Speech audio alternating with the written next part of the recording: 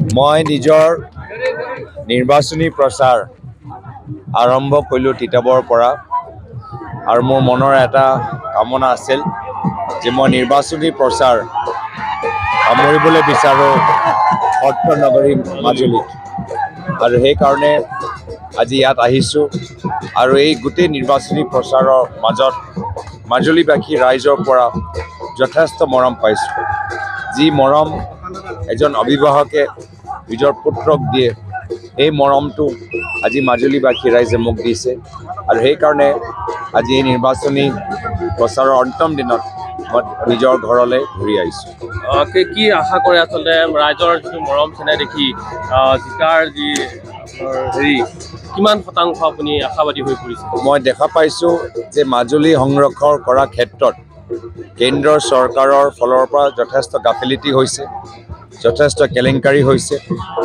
ইয়াৰ বিষয় লৈ কোনোৱে দিল্লী সদনত মাত মাতা নাই আৰু মোৰ প্ৰথম কৰ্তব্য হ'ব মাজুলী এজন প্ৰতিনিধি হিচাপে যে মাজুলী সংৰক্ষণ কৰাৰ ক্ষেত্ৰত যি কোটি কোটি টকা কেলেংকাৰী হৈছে এই গোটেই কেলেংকাৰীটো দিল্লী সদনত ফাদিল কৰিবলৈ মই বিচাৰোঁ। প্ৰিয়ংকা গান্ধী কালি তাৎসল্য কৰিছে মুখ্যমন্ত্ৰীগৰাকীয়ে যে আমুল বেবী হেৰি চাবলৈ অহা মানুহ আহিছে।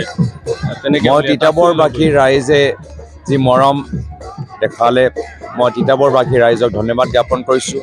অসমবাসীৰ ৰাইজে আজি যি মৰম আৰু আদৰিছে প্ৰিয়ংকা গান্ধী ডাঙৰীয়ানীলৈ মই ভাল পাইছোঁ।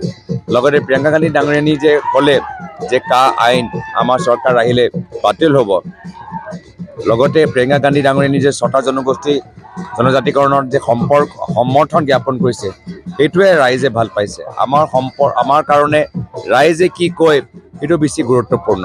বেলেগ ৰাজনৈতিক দলৰ বেলেগ নেতাই কি কয় সেইটো আমাৰ কাৰণে গুৰুত্বপূৰ্ণ নহয়, ৰাইজৰ কোৱাটো বেছি গুৰুত্বপূৰ্ণ। আৰু সেইকাৰণে যোৱাকালি প্ৰিয়ংকা গান্ধী ডাঙৰীয়ানীয়ে অসমৰ ৰাইজৰ মূল বিষয় চাহ শ্ৰমিকসকলৰ হাজিৰা 6টা জনজাতিকৰণৰ ওপৰত নিজৰ গুৰুত্বপূৰ্ণ মন্তব্য প্ৰকাশ কৰিলে। আজি বাইক ৰেলীত ক'ত অংশগ্ৰহণ কৰিবনে?